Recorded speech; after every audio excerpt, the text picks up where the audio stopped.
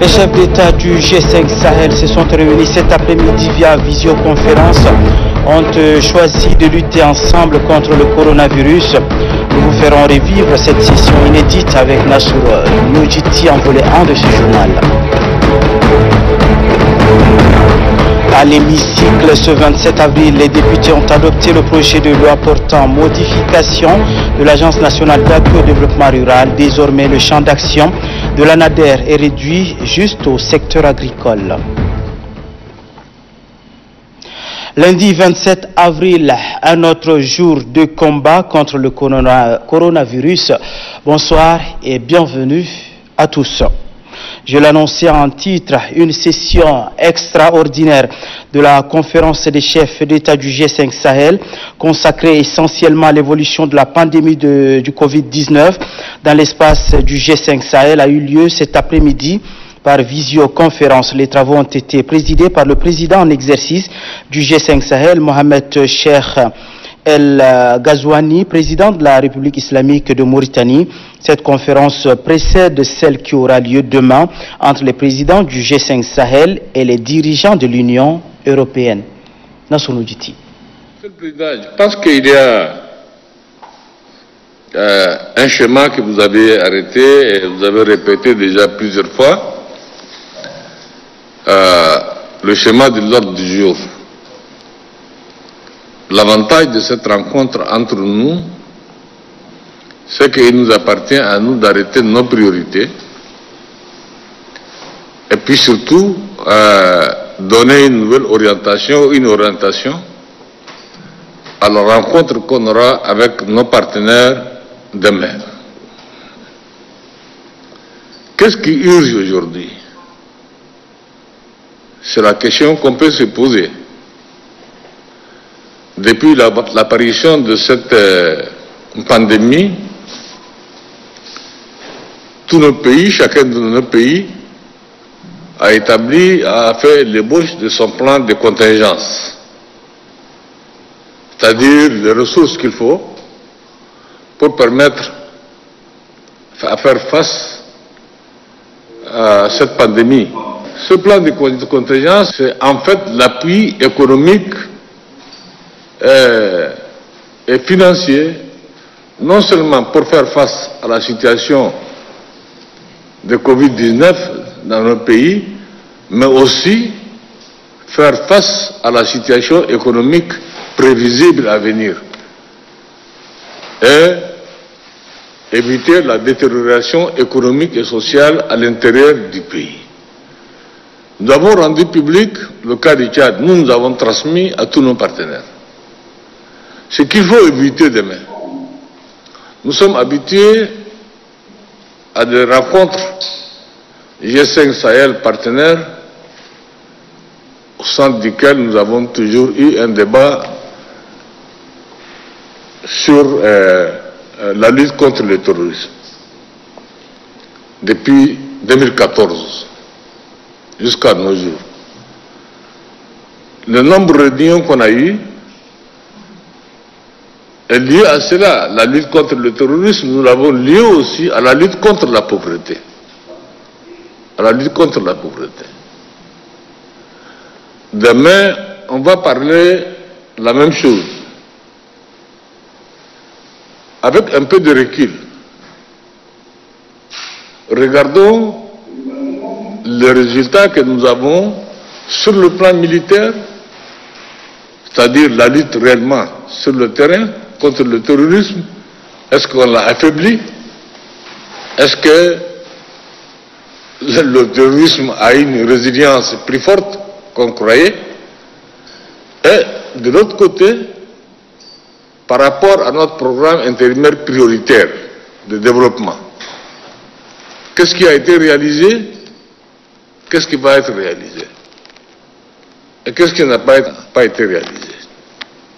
Donc quand on met en balance, demain, on va parler encore de G5 Sahel, du terrorisme et puis autres.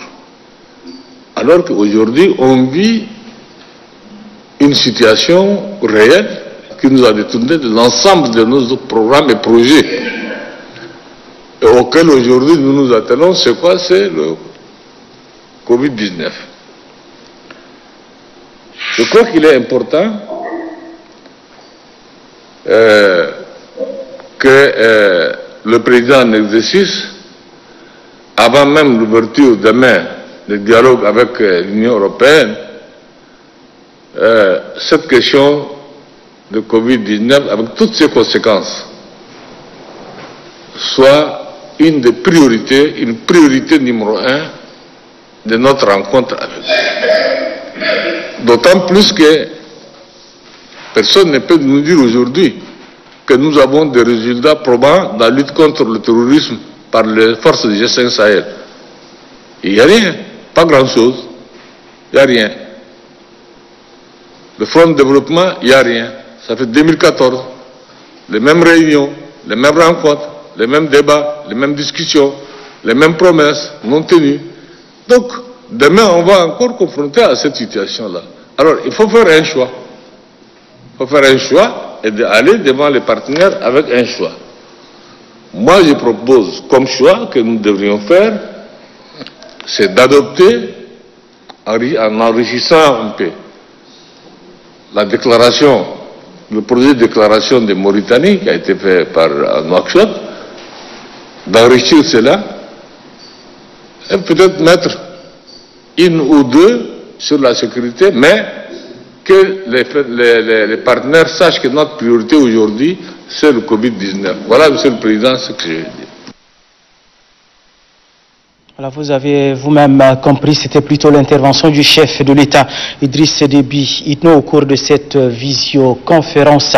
Découvrons donc ensemble à présent ce qui s'est réellement passé au cours de cette visioconférence, au cours de cette session donc des présidents du G5 Sahel par visioconférence. Et c'était un reportage de Nassou Nouditi. Une première dans l'histoire du G5 Sahel. La pandémie du Covid-19 contraint nos dirigeants à intégrer les mesures barrières dans leurs rencontres au sommet.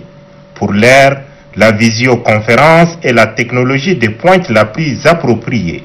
C'est ainsi que N'Djamena, Niamey, Ouagadougou, Bamako et Nouakchott, les présidents, Roch Marc Christian Kaboré du Faso, Ibrahim Boubacar Keïta du Mali, Mohamed Cheikh Al-Ghazouani de la République islamique de Mauritanie, Issoufou Mahamadou du Niger et bien entendu Idriss Déby Itno du Tchad ont passé en revue, et cela sans détour, la situation de la pandémie du Covid-19 qui porte un coup dur aux économies de ces différents pays membres.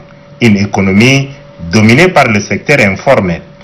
Donnant le coup d'envoi des travaux, le président en exercice du G5 Sahel, Mohamed Cheikh Al-Ghazouani, président de la République islamique de Mauritanie, a soumis à l'appréciation de ses homologues l'ordre du jour des travaux qui s'articule autour de 3 points, dont le soubassement principal est l'actuelle double crise sanitaire et sécuritaire. Ce mardi 28 avril a lieu toujours par visioconférence une rencontre entre les chefs d'État du G5 Sahel et les dirigeants de l'Union européenne.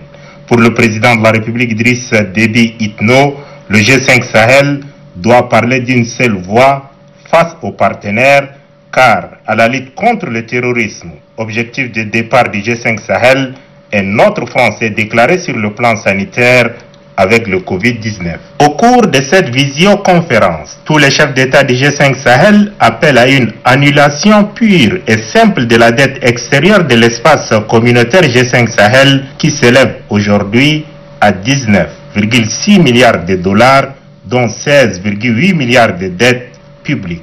En outre, l'action héroïque de l'armée nationale tchadienne et la raclée mémorable infligée à la nébuleuse Boko Haram aux confins du lac Tchad sous la conduite personnelle de son chef suprême, Idriss Déby Itno, est saluée à l'unanimité par les chefs d'État du G5 Sahel. Une déclaration dite des chefs d'État de l'espace G5 Sahel sur la pandémie du Covid-19 et la lutte contre le terrorisme est attendue à l'issue de cette visioconférence, une première au Palais de la République du Tchad. Le chef de l'État Idriss Déby Itno avait à ses côtés le ministre des Affaires étrangères, Chérif Mohamed Zen, de l'économie et de la planification du développement, Dr Issa Doubrain, de la Défense nationale, Mohamed Abali Salah, et son directeur de cabinet civil, Dr Abdoulaye Sabour Fadou.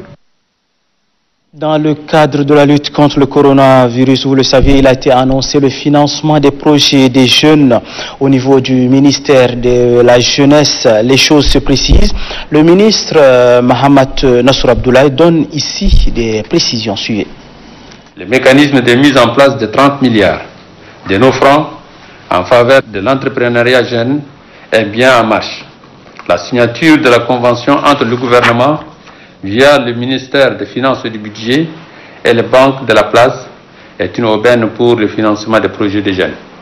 Que dans le cadre de cette promesse faite à la jeunesse tchadienne par le chef de l'État, le comité de sélection des projets du ministère a reçu au total 7033 projets, dont 3905 sont examinés et 3128 en instance d'étude.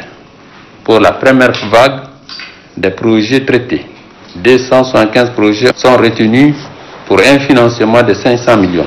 C'est ainsi que les jeunes des 3 provinces, à savoir le Logone occidental, le Guéra et le Salamat, ont déjà eu leur financement pour un montant global de 61 millions. J'ai saisi donc l'opportunité qui m'a offerte pour annoncer l'heureuse nouvelle aux 44 jeunes porteurs de projets de la commune de N'Djamena qui recevront demain, mardi 28 avril 2020, leur chèque d'un montant global de 70 millions de nos francs. De même, dans les tout prochains jours, 5 missions seront conduites au même moment dans les 19 autres provinces du pays pour ces mêmes objectifs, tout en respectant les mesures édictées par le gouvernement, particulièrement les mesures barrières contre la propagation de cette pandémie. Dans la même veine, je tiens à rassurer les jeunes ayant déposé leur projet pour la seconde vague de financement par le ministère que 819 projets sont sélectionnés par le comité pour un montant total de 1 428 252 600 francs. Tous ces projets sélectionnés par le comité seront transmis aux banques pour être financés dans le cadre de la mise en place du fonds de 30 milliards en faveur de l'entrepreneuriat des jeunes. La teneur de ce communiqué, le ministre des Postes, des Nouvelles Technologies, de l'Information et de la Communication, Dr Idriss Saleh Bachar, à la tête d'une délégation composée du directeur général du ministère, des directeurs généraux des entités sous tutelle, à savoir ARCEB, STPE, Sotel Tchad, ADETIC, et Nastig s'est rendu ce 27 avril au palais présidentiel pour remettre au président de la cellule de veille et de sécurité sanitaire, Kalsebe Paimi Debe, ministre d'État, ministre secrétaire général de la présidence de la République, la contribution du personnel de son ministère ainsi que celle des agents des entités sous tutelle pour la lutte contre la pandémie du coronavirus et aussi exprimer la solidarité de ces agents aux vaillantes forces de défense et de sécurité. Un chèque d'un montant de 29 millions de francs CFA a été remis à cette occasion. Le ministre des Postes, des Nouvelles Technologies, de l'Information et de la Communication a indiqué que son institution ne peut rester en marge de la dynamique de solidarité nationale nécessaire en ces circonstances difficiles. Le ministre d'État, ministre secrétaire général de la présidence de la République, Kalsebe Paimi Debe, a, au nom du président de la République, chef de l'État, chef du gouvernement, remercié le secteur d'éthique et partant tout son personnel avant de souligner les différents apports techniques du dit secteur dans le cadre de la mise en place des numéros verts 1313 et 1212, la création d'une plateforme dédiée à e-éducation. Rendons-nous dans le bar El Ghazel où le gouverneur Ramadan Erdoubou a présidé la cérémonie de distribution des vivres aux nécessiteux. C'était un don de la Fondation Grand Cœur pour soutenir les familles pendant la crise sanitaire due au Covid-19. Suivez. Dans le cadre de la crise sanitaire, notamment la pandémie de Covid-19 touchée par le pays, la Fondation Grand Cœur vole au secours aux personnes démunies de la province du Bar El Ghazal. Ces dons de vivres et non-vivres est constitué essentiellement de 340 sacs de riz de 25 kg, 100 sacs de sucre de 50 kg, 200 cartons d'huile, et 20 cartons de savon. Après avoir s'acquitté de son devoir qui est de remercier l'assistance, le point focal de la Fondation Grand Cœur du Bahr el-Ghazal Issa Abdrahmane Djounguili souligne que ces dons concernent les personnes vulnérables. Remis à la province à travers le gouverneur de la province, c'est un don de vivres et de non-vivres d'une valeur de 10 millions. Le gouverneur de la province du Bahr el-Ghazal Ramadan Erdebou salue les actions de la Fondation Grand Cœur. Au nom de tous ces bénéficiaires, je tiens à remercier du fond de cœur la présidente fondatrice du Grand Cœur, son Excellence Hinda Debi Itno, pour ses efforts en faveur des vulnérables en général et ceux de Bahr el-Ghazal en particulier. Le gouverneur a demandé au comité de distribution de faire une répartition équitable conformément à la demande du donateur. Les bénéficiaires ont tenu à remercier la présidente de la Fondation Grand Cœur, Hinda Debi Itno, pour ses dons en ce début du mois de Ramadan. Reportage de Amat Ali Daladou dans la province de l'Enedi Est. Le gouverneur Amat Hissène a réceptionné des kits de lavage de mains, dont de la réserve naturelle et culturelle. Mamat Ali, toqué reportage.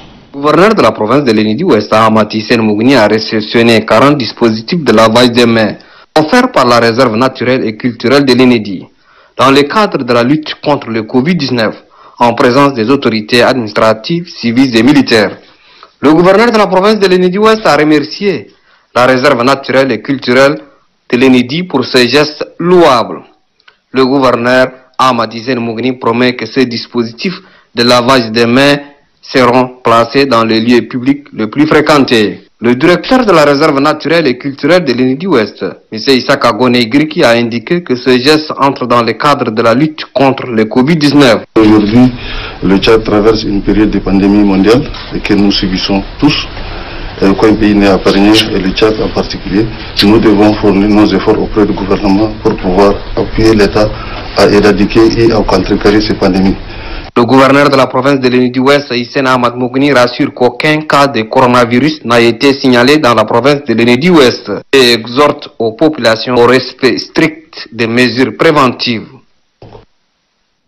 À Koumra, dans le Mandoul également, la Fondation Grand Cœur a offert des vivres aux personnes vulnérables. La cérémonie a lieu en présence de la gouverneure Lucie Beyasimda. Djitaïge Félix, reportage. À Koumra, la Fondation Grand Cœur a offert un don de vivres et non-vivres composé de 200 sacs de mil, 200 sacs de riz, 250 sacs de sucre de 10 kg, 50 bidons de 20 litres d'huile et 50 cartons de savon, le taux estimé à plus de 10 millions de francs CFA. Diladjim Padja Abias, il est point focal de la Fondation Grand Cœur dans le Mandoul. La Fondation Grand Cœur, par ma voix, souhaite que ce don atteigne la population cible, précisément les personnes démunies en cette période difficile. Recevant ces dons et les remettant symboliquement aux vulnérables, le gouverneur de la province du Mandoul, Lucie Beyasimda, a exprimé sa gratitude et sa sincère reconnaissance pour ce geste. Je tiens à remercier très chaleureusement la présidente de la Fondation Grand Cœur qui a fait et continue à faire des gestes de bonté en faveur des populations démunies. La Fondation Grand Cœur s'effectue pour le bien-être social de la population et le développement, surtout au moment où notre pays lutte contre la pandémie du Covid-19 et le nettoyage de la secte Boko Haram. La première dame Hinda Debi Itno, présidente fondatrice de la Fondation Grand Cœur, offre ses dons aux couches vulnérables en ce mois saint et béni de Ramadan. Les personnes vulnérables du département de Kaya dans la province du Lac ont également reçu des vivres dans le cadre des activités de la Fondation Grand Cœur. Soukassia, Prosper reportage. Ce sont des sacs de sucre, de riz, de haricots et des bidons d'huile qui sont remis par la Fondation Grand Cœur au sein ménage diminué du département de Kaya.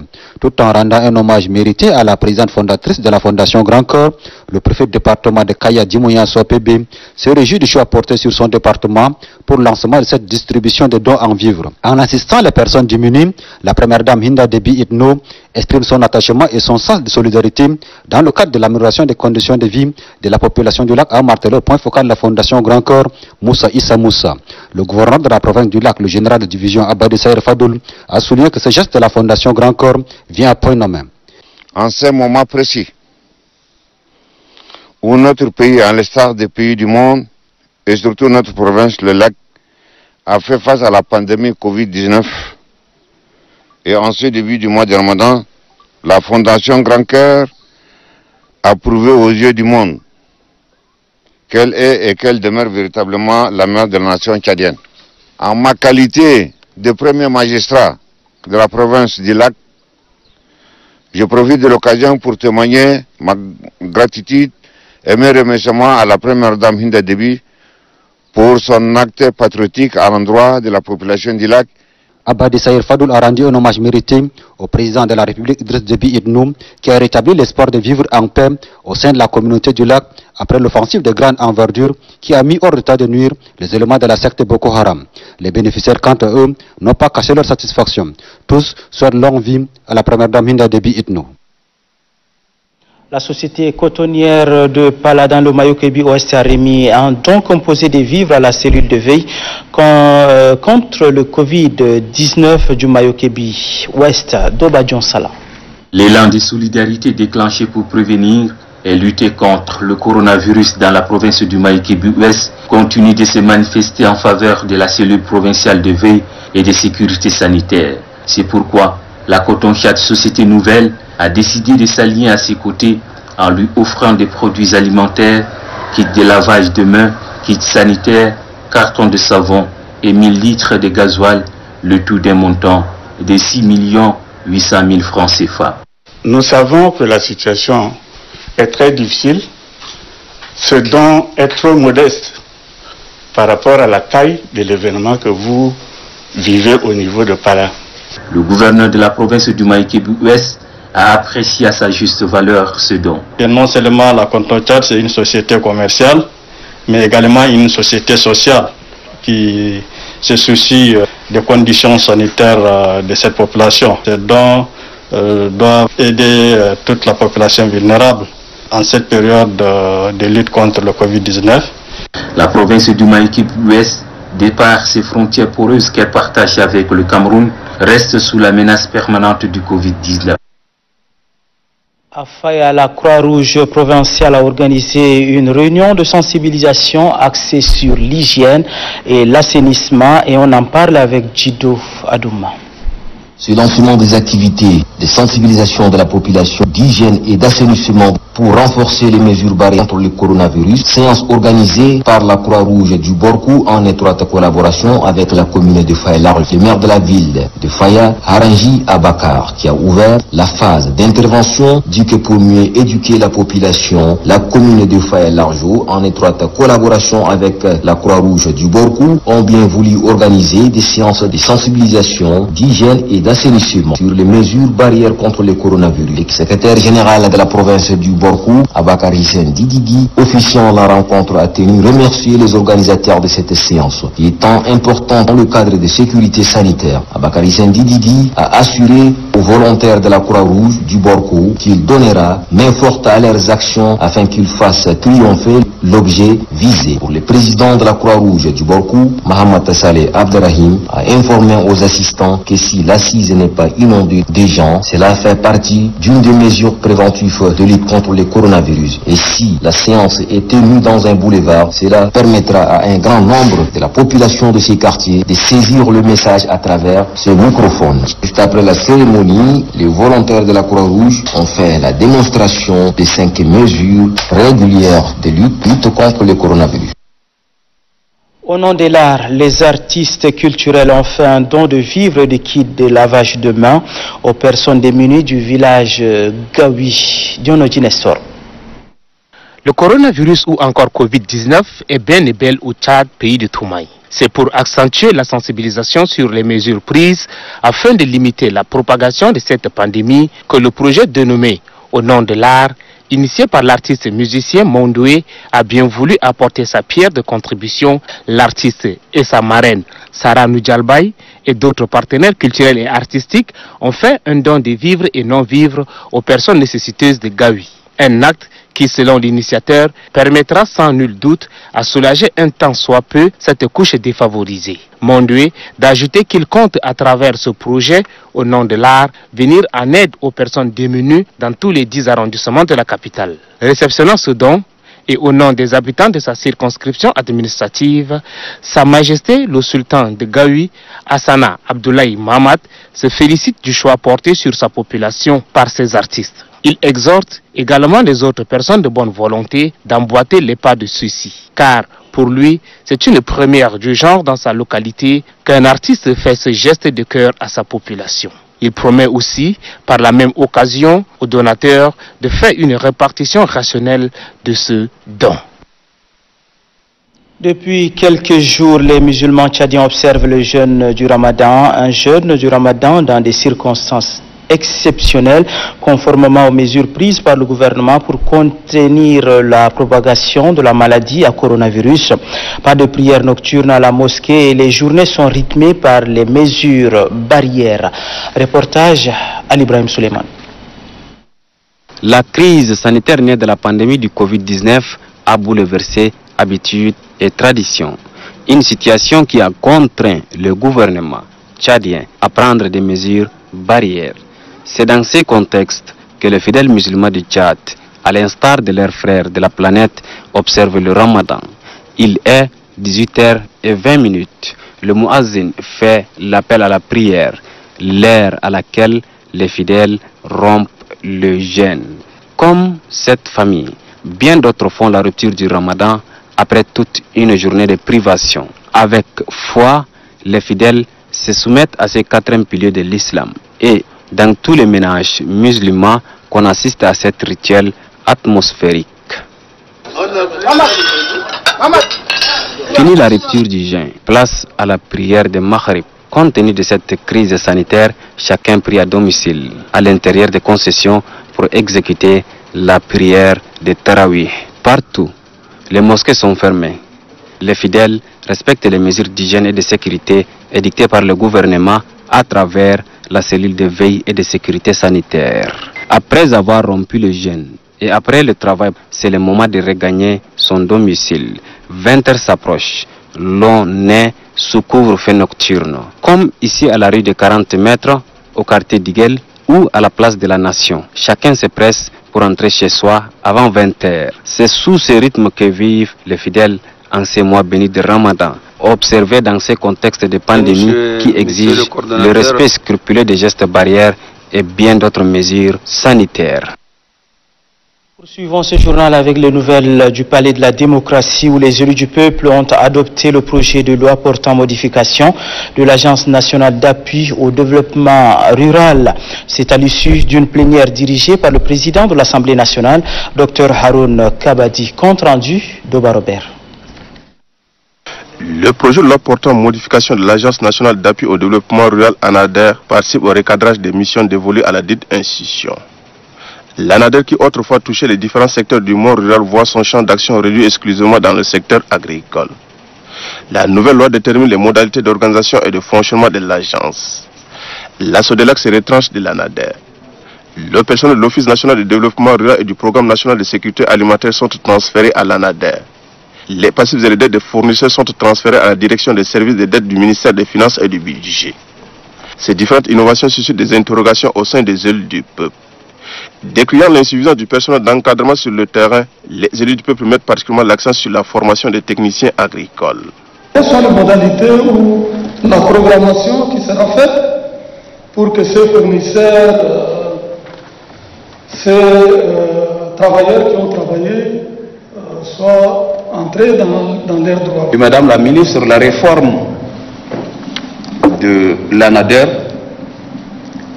si auparavant nous avons cru que ça allait résoudre le problème de la crise, cette réforme a plutôt créé d'autres crises il n'y a pas d'assistance des techniciens agricoles auprès des paysans. L'ANADER a créé plutôt des difficultés aux paysans. La formation même connaît un recul. Mais a-t-on voulu fédérer ce que peut faire l'université de Sarre? Si tant est que l'IRCT c'est beaucoup plus pour le coton, mais la recherche agronomique, c'est l'industrialisation, c'est autant de choses qui font que on ne pourrait jamais atteindre une autosuffisance alimentaire. Pour la ministre de l'Agriculture, la modification de cette loi permettra à son département de redéfinir la mission assignée au secteur agricole. Elle réitère en outre l'engagement du gouvernement à payer les dettes de fournisseurs sans perdre de vue les passifs des agents de l'ANADER. Vous êtes sans ignorer que l'ANADER est un peu vaste. Ça a traîné un peu les passifs qui nous ont créé assez de difficultés dans la mise en œuvre de cette agence même. Son fonctionnement a pris même un coup. Nous sommes en train de nous efforcer pour faire avancer les choses et donc c'est de revoir un peu ses missions pour lui permettre vraiment d'exceller dans le sens du développement rural et du développement économique de notre pays. Les ressources de l'ANADER proviennent désormais des subventions et autres apports de l'État, des rémunérations dues aux prestations de services, des ressources provenant d'organismes nationaux et internationaux. Parlons à présent d'une convention, cette convention entre l'ambassade de France au Tchad et l'Agence française de développement. Il s'agit d'une convention de financement au profit de la radio Darasoun International. L'enveloppe est de 820 millions de francs CFA. Des précisions avec Marale Joséphine. Cette radio couvre la région du bassin du lac Tchad, à savoir le Niger, le Nigeria, le Cameroun et bien évidemment le Tchad. Son rôle primordial est de sensibiliser la communauté vivant dans cette localité. La cohabitation pacifique, la promotion de la paix, le conflit agriculteur-éleveur, l'extrémisme violent, la santé, les droits et devoirs de la femme sont là quelques thèmes sensibles abordés dans les émissions produites par cette radio. Pour toucher son auditoire, la radio Darasoun International utilise 4 langues parlées par la population riveraine du bassin du lac Tchad. Il s'agit de Kanouri, du Kanembu, de Boudouma et du français. Elle émet en FM sur une fréquence de 107.1 MHz avec relais à Bol, Liwa, Bagasola, Ngouri et Dumdum.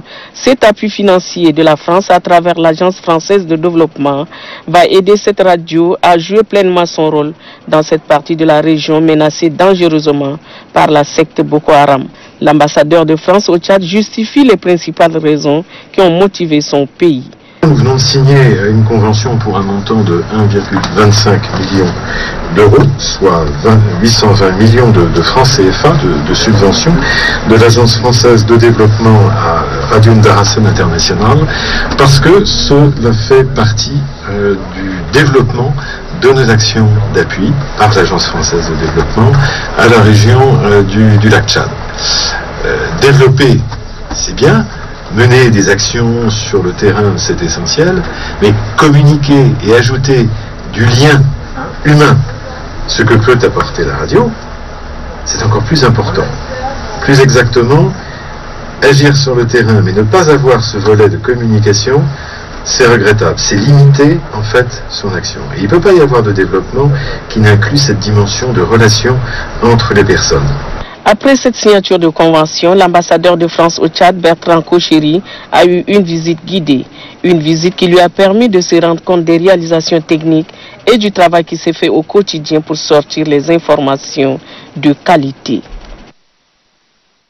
Les forces de défense continuent de recevoir des dons. Ils ont reçu des dons en nature et en espèces.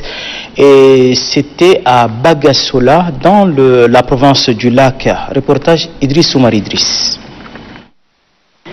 La communauté arabe vivant dans la zone de guerre n'est pas restée indifférente s'il s'agit de soutenir les forces de défense et de sécurité en opération. Pour manifester sa solidarité, cette communauté a fait un don de dromadaires aux armées à Bagasoula. C'était en présence du gouverneur de la province, le général de division Abadissaï, du chef d'état-major de l'armée de terre, premier adjoint, le général de brigade Tidjane Ismail Sougour, et du directeur des affaires administratives et financières des armées, le général Ousmane Brahim Djouma.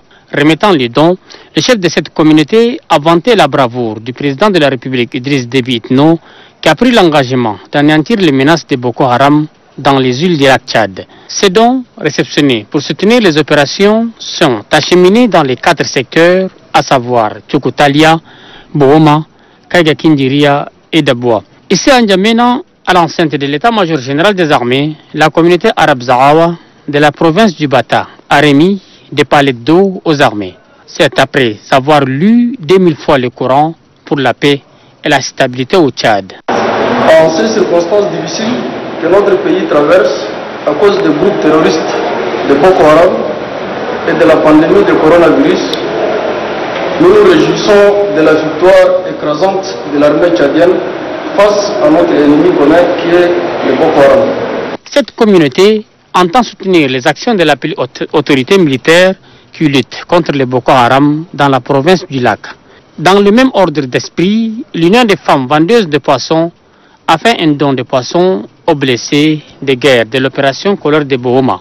Un geste symbolique, mais qui a plein de sens. Nous tenons à encourager et féliciter son Excellence, Monsieur le Président de la République du Tchad, Idriss Déby Itno, qui a été au front, à la troquer son boubou contre les treillis, a donné l'espoir à la population tchadienne contre les terroristes. Longue vie à son Excellence Idriss Déby Itno sous la protection divine. Pour le représentant du chef d'état-major général des armées, le colonel Mamadou Adam, ces dons viennent à point nommé. Je pense qu'il n'y a rien de plus important pour un pays d'avoir des citoyens déterminés, fiers, qui viennent exprimer leur satisfaction à leurs forces de défense et de sécurité. Cela nous va droit au cœur. Et je pense que cela va nous motiver davantage pour faire notre travail. Parce que nous faisons notre travail et vous avez le droit d'exiger de nous beaucoup de choses. Mais là, vous êtes venus pour nous féliciter. Et ça nous va droit au cœur. Vous ne venez pas les mains vides, vous venez avec des cadeaux importants. Je pense que c'est particulièrement important pour nous de vous témoigner aussi notre satisfaction. Le colonel Mamadou Adam remercie les donateurs pour ces gestes de bienfaisance à l'égard des forces de défense et de sécurité. Les magistrats nouvellement affectés au tribunal de grande instance de Massaguet dans le Haraz Albiar ont été installés. L'audience s'est déroulée en présence du président premier adjoint de la cour d'appel de N'Djamena. Mahamat Oumar, reportage. La justice de paix de Massaguet dans le département de Haras Albiar est désormais érigée en tribunal de grandes instances. Ce tribunal compte 7 magistrats, parmi lesquels 6 nouveaux membres installés dans leurs fonctions au cours de cette audience solennelle présidée par le premier président de la cour d'appel de N'Djamena, maître Yanang Timothée.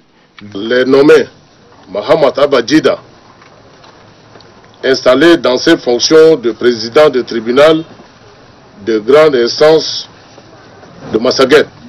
Abdelkerim Ibrahim Baraka, installé dans ses fonctions de procureur de la République près le tribunal de grande instance de Massaguet.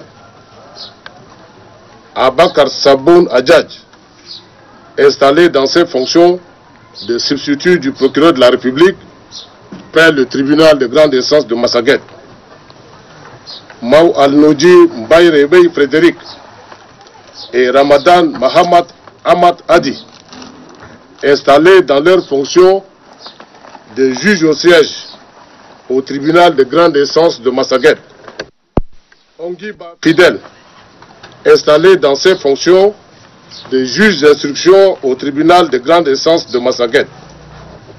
Les renvoie tous à l'exercice de leurs fonctions respectives. Dit que de tout, il en sera dressé procès verbal pour être classé au rang des minutes du greffe de la cour d'appel de N'Djamena. Après la lecture de l'acte de nomination par le greffier en chef de la cour d'appel de N'Djamena, maître Abdoulaye Djibrine, le deuxième substitut du procureur général, maître Amir Abdoulaye, invite les magistrats promus à donner le meilleur d'eux pour une bonne justice. Pour lui, ce métier est noble mais ingrat. C'est pourquoi il les appelle à faire preuve de tact et de loyauté. À la fin de la cérémonie, le préfet de Haras Albiar, Filédji Hassana Filédji, a exhorté de l'ordre une franche collaboration avec le corps judiciaire pour la bonne marche de ses activités. L'opération de contrôle des éléments de la garde forestière et faunique à l'initiative du ministère de l'Environnement, de l'eau et de la pêche a été lancée ce matin. Le coup d'envoi a été donné par le directeur des affaires juridiques et du contentieux. Abdelhadi Mohamed Saleh, reportage.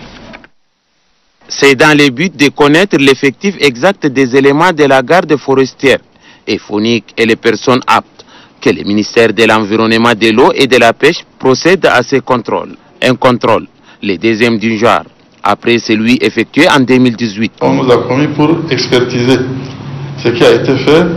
Est-ce que c'est correct ou non? C'est-à-dire, ce que nous allons faire, est-ce que ça correspond à ce que les autres ont fait avant nous? Et nous, notre rôle ici, c'est d'abord, ils sont enregistrés, la liste est envoyée depuis la direction là-bas. Ils sont enregistrés, ils passent chez nous ici d'abord. Il passe à l'examen ophtalmologique, vous avez vu, le qui est là-bas, pour voir l'acuité visuelle d'abord, qui peut varier de 0, c'est-à-dire une règle, jusqu'à 1 dixième, 10 dixièmes, jusqu'à 10 dixièmes. Les directeurs des affaires juridiques et des contentieux du ministère de l'Environnement expliquent davantage les biens fondés de ces contrôles. Plus de 200 agences sont mises à sa disposition, mais à peine 1000 sont opérationnels. Et il se pose réellement un problème de présence effective. Et pour résoudre ce problème, le ministère a jugé utile d'organiser un contrôle physique. Pour solutionner ce problème, le ministère a dû surseoir à la mise en œuvre ou bien à l'application de ces conclusions pour dire qu'il fallait donc revoir ces rapports, faire une relecture de ces rapports. Et c'est dans cette optique que le ministre a jugé bon.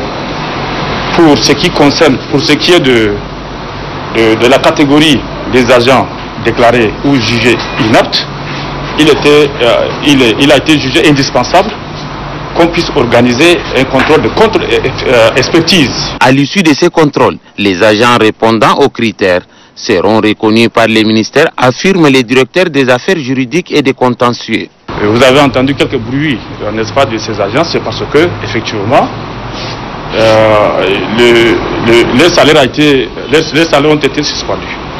Et la suspension des salaires ne concerne pas que ceux-là, c'est les deux catégories. Il y a aussi ceux qu'on a affectés et qui ont refusé de regagner leur poste. Ceux-là, ils sont au nombre de 212. 212 ont été déclarés, ceux-là, leurs salaires ont été suspendus pour abandon de poste. L'ensemble fait un total d'environ 800 personnes qu'on a suspendu le salaire. Et pour rétablir ces salaires, ce contrôle est déterminant. La garde forestière et faunique dispose d'un groupement spécial de lutte contre le braconnage et des unités de protection de l'environnement au niveau des provinces. Le village Baloua 1 par Korbol dans le Moyen-Chari a été victime d'un incendie le 24 avril dernier. Bilan de la catastrophe, une perte en vie humaine et des dégâts matériels. Reportage Mboro Binois. C'était le 24 avril dernier qu'un feu de brousse accompagné d'un vent violent a pris d'assaut aux environs de 15 heures le village Baloua 1 et a causé d'énormes dégâts matériels et une perte en vie humaine. Bilan, 20 cases brûlées, 63 sacs de céréales confondus, un moulin et une bicyclette calcinée et un mort de suite de brûlures. Une somme estimée à 663 000 francs CFA est aussi partie en fumée, témoigne un habitant.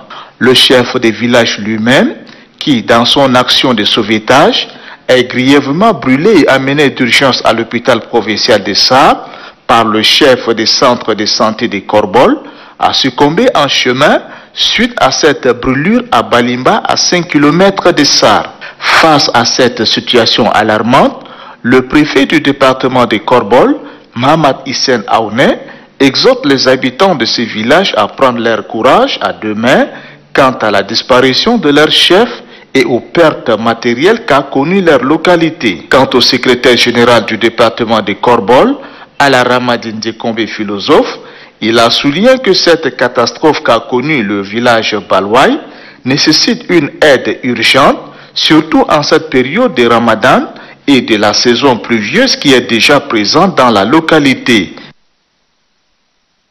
Et puis, nécrologie au bas de ce journal, le député Mohamed Senoussi Khatir n'est plus. Il est décédé de suite de maladie. Les obsèques ont lieu ce matin en présence des députés, collaborateurs et parents qui lui ont rendu un dernier hommage. Mariam Hassanissine, reporter. Feu Mohamed Senoussi Khatir est né le 26 décembre 1944 à Hadjer, dans le département du Bata-Est.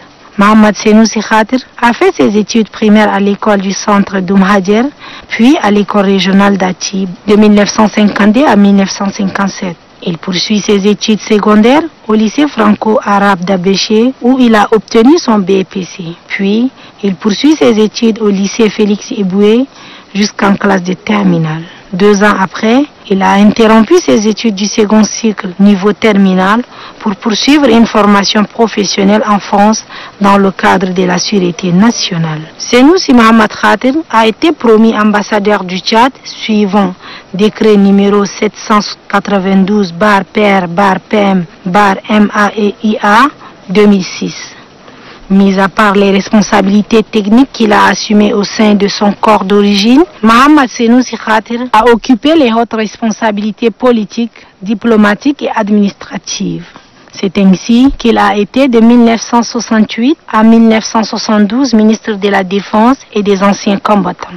De 1976 à 1981, ambassadeur du Tchad en Libye. De 1981 à 1982, ambassadeur du Tchad au Benelux. De 1986 à 1990, Mohamed Senoussi Khatir a été ministre de l'Éducation nationale, ministre de la Santé, ministre des Mines, pétrole et de l'énergie. De 1991 à 1992, il a été ambassadeur du Tchad auprès de la République fédérale du Nigeria. De 1993 à 1995, directeur général de l'Agence nationale de sécurité. De mars 1996 à mars 1997, conseiller spécial de son Excellence, Monsieur le Président de la République.